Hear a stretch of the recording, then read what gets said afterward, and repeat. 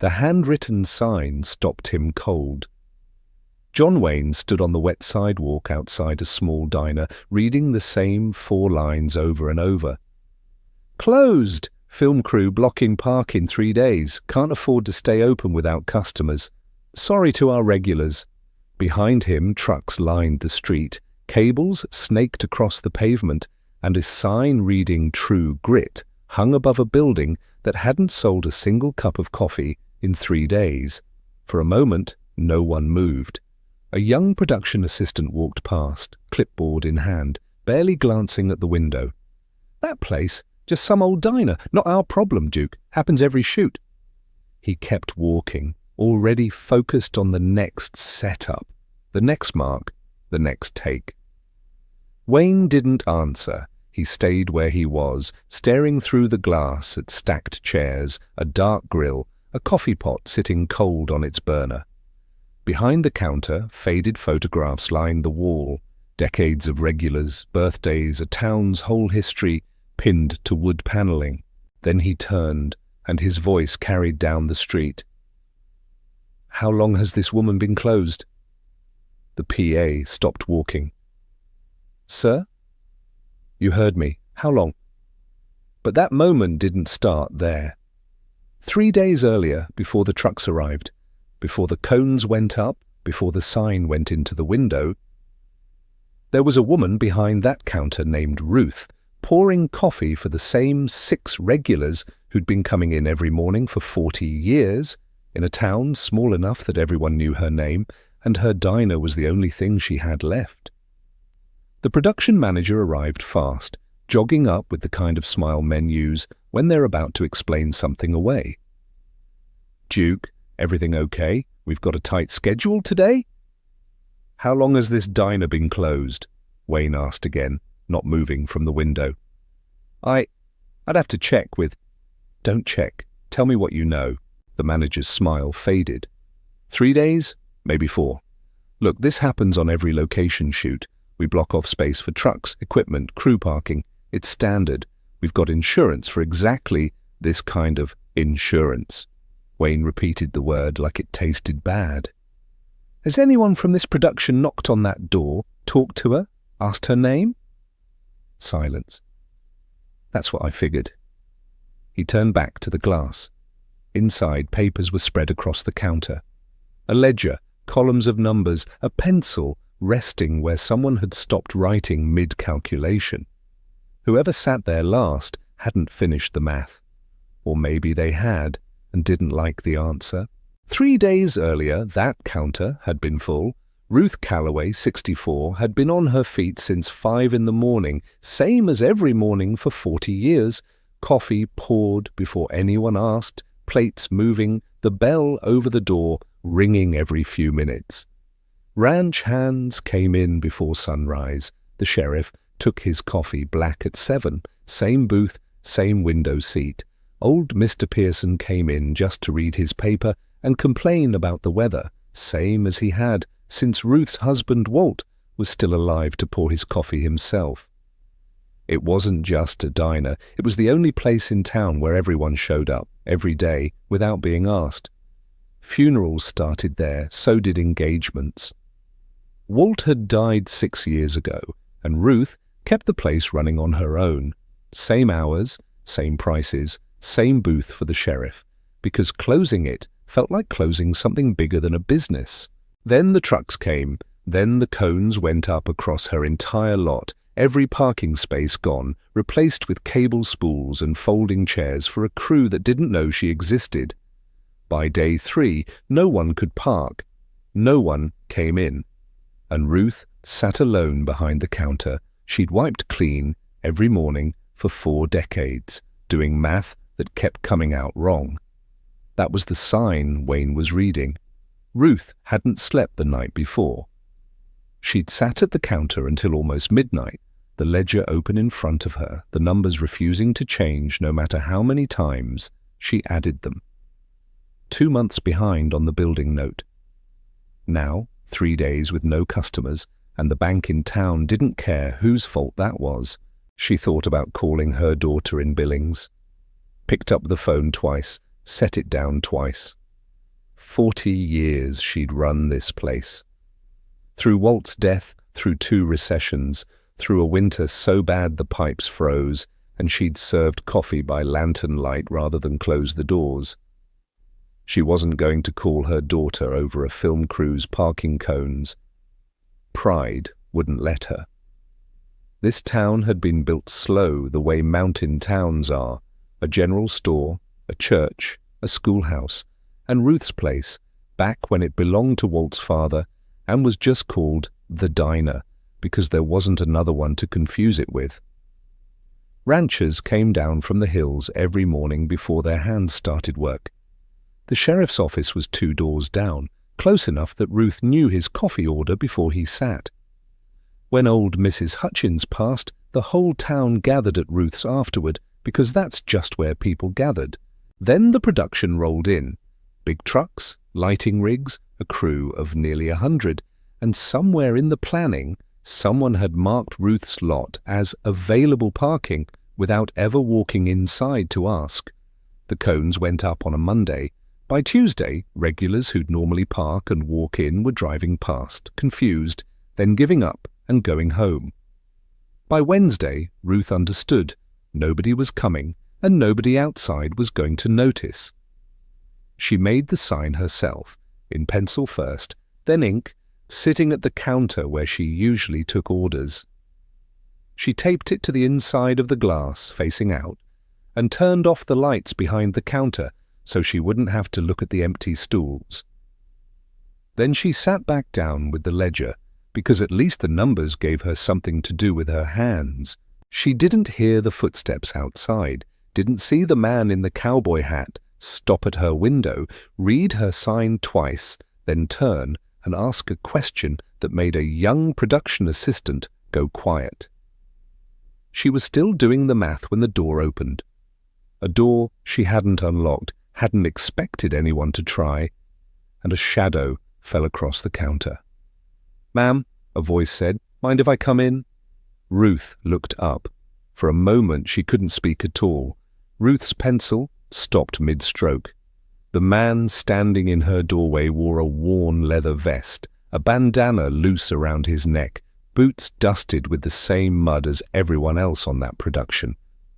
But there was no mistaking the face. She'd seen it on movie posters, on the marquee of the theatre 2 towns over, on the cover of magazines her late husband used to buy. "Mr. Wayne," she managed, The diner's closed. I'm sorry, I haven't had a chance to—" "I can see that." He stepped inside anyway, glancing at the stacked chairs, the dark grill, the sign she'd taped facing the street. "Saw your note in the window?" Ruth's face flushed. She closed the ledger fast, like he might read the numbers from across the room. It's nothing, it's temporary. Just until the crew clears out, then we'll be back open, regular hours. 3 days closed isn't nothing." Wayne pulled out a stool, the sheriff's stool, though he didn't know that, and sat down across the counter from her. "Your sign says my crew's parking is the reason." "I didn't mean for anyone to see that. I just needed to explain to the regulars why—" "You don't owe anyone an explanation for a problem we caused." The door swung open behind him. The production manager again, breathless, clutching something. An envelope. "Duke, I spoke with the studio. They want to make this right. A generous gesture." He set the envelope on the counter, sliding it toward Ruth. "For your trouble. On behalf of the production." Ruth looked at the envelope. Didn't touch it. "I don't need charity," she said quietly. "I need customers." The manager opened his mouth, but Wayne raised one hand, just slightly, and the man stopped. "Why don't you wait outside?" Wayne said. Not unkind, just final. The manager hesitated, then left, the envelope still sitting untouched on the counter. For a long moment neither of them spoke. Wayne looked around the diner. Really looked. The photographs on the wall, decades of faces, a town's whole history. A booth by the window with a small brass plate that read "Reserved," worn smooth from use. "Tell me about this place," he said. Ruth blinked. "What?" "This counter, these photos, that booth." He nodded toward the window seat. "Tell me." And something in Ruth, something that had been holding tight for 3 days, maybe longer, maybe since Walt died, came loose. She talked about her husband, about 40 years of 5 a.m. mornings, about the sheriff's coffee and Mr. Pearson's complaints about the weather and Mrs. Hutchins's funeral that had filled every booth. She talked about the bank, the 2 months behind, the cones in her lot, the silence where there used to be the bell over the door, ringing every few minutes. Her voice cracked on the last part. "I've never closed this place, not once, not in 40 years. And I sat here last night thinking, maybe this is how it ends." Wayne didn't say anything for a moment. Then he stood up, walked to the window and looked out at his own production's trucks, filling her lot. "It's not ending," he said. "Not today." Wayne walked outside without another word. Ruth watched through the glass, ledger still open on the counter, as he crossed the lot toward the production manager, who straightened up fast, the way men do when they sense something's coming. "Get the AD over here," Wayne said, "and whoever's running catering for this shoot." "Duke, we've got a caterer already, full setup, it's been booked for—" "Cancel it." The manager blinked. "Cancel the whole catering contract?" "Starting tomorrow, this diner feeds the crew, breakfast, lunch, dinner, however many people you've got, 80, 100, whatever it is, full crew rate, paid up front every day until we wrap." "Sir, that's a significant change to the production budget. I'd need to run it by whoever you need to, but it's happening." Wayne's voice didn't rise. It didn't need to. "And while you're at it, move these cones." "The cones?" "Every one of them, off her lot. Today. Crew parks down the street from now on, same as anyone else in this town." The manager looked at the rows of orange cones stretching across the lot. A logistics plan 3 weeks in the making. And then at Wayne's face, and decided the logistics plan could change. Wayne didn't wait for him to start. He walked to the nearest cone himself, picked it up, and set it down on the far side of the street. Then the next one. By the third cone, 2 crew members had stopped what they were doing to watch. By the 5th, they were helping. Inside, Ruth stood at the window, hand pressed to her mouth, watching John Wayne move parking cones across a small-town street in full costume. Boots, vest, gun belt, like it was the most ordinary thing in the world. The next morning, Ruth arrived at 5 a.m. out of habit, expecting nothing, maybe 1 or 2 regulars who'd heard the cones were gone. Instead, she found the lot full. Trucks, cars, crew members already lined up outside her door, coffee thermoses in hand, waiting for her to unlock it.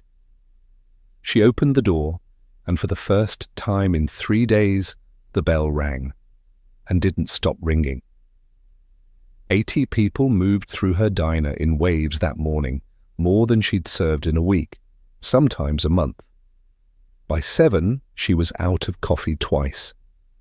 By 8, she was out of eggs. And in the middle of it all, John Wayne, in full, true grit costume, gun belt and all, rolled up his sleeves, grabbed a stack of plates from a booth, and started clearing tables, moving through the chaos like he'd worked there for years. A crew member elbowed another, grinning. "Is that—" "Don't say anything," the other whispered. "Just let him work." Word moved through town faster than anyone could explain it. By mid-morning, the sheriff was back in his usual booth, coffee in hand, staring at the man bussing tables in a cowboy hat, like he wasn't sure if he was still asleep. Mr. Pearson shuffled in around 9, newspaper under his arm, took one look at the crowd and the commotion, and said only, "Well, guess I'll need a bigger paper today." By the second day, locals who hadn't been in for weeks Some who'd quietly started driving to the diner 2 towns over came back. Not because anyone told them to, because the lights were on, the bell was ringing, and Ruth was behind the counter where she'd always been. For the rest of the 3-week shoot, Ruth's diner ran at a pace it hadn't seen since Walt was alive. Crew meals 3 times a day, locals filling in around the edges, the register busier than it had been in years. Ruth hired back a girl she'd had to let go the year before, just to keep up. Wayne never made a show of any of it. He didn't mention it to reporters, didn't pose for photos behind the counter, didn't bring it up again after that first morning. When the production wrapped and the trucks rolled out, he stopped by once more, paid his tab like everyone else, left exactly the right amount, and told Ruth quietly that if the studio ever filmed in this part of Colorado again, her diner had first call on catering. No conditions, no press release. It might have stayed that way, a story only the town knew, if a local paper, years later, hadn't run a small piece buried on page 6. The headline was simple. "The Duke saved our diner." Most people outside that town never saw it, but the people inside it never forgot. Ruth ran that diner for 15 more years, same hours, same booth for the sheriff, same coffee before anyone asked. When she finally retired, she handed the keys to her daughter, the one she'd almost called that night, the one she never had to call after all. The framed newspaper clipping still hangs by the register today. "The Duke saved our diner." Most customers walk past it without a second glance, just another piece of small-town history on a wall full of them. But every so often someone stops, reads it, and asks if it's true. The answer is always the same. Every word, because John Wayne spent 50 years playing men who stood up for towns that couldn't stand up for themselves. Sheriffs, ranchers, soldiers, men with names like Rooster and Ethan, and the Ringo Kid. He said the lines, wore the hat, rode off into 100 sunsets. But on one ordinary morning in Colorado, with no cameras rolling and no script to follow, he didn't have to play that man. He just was him.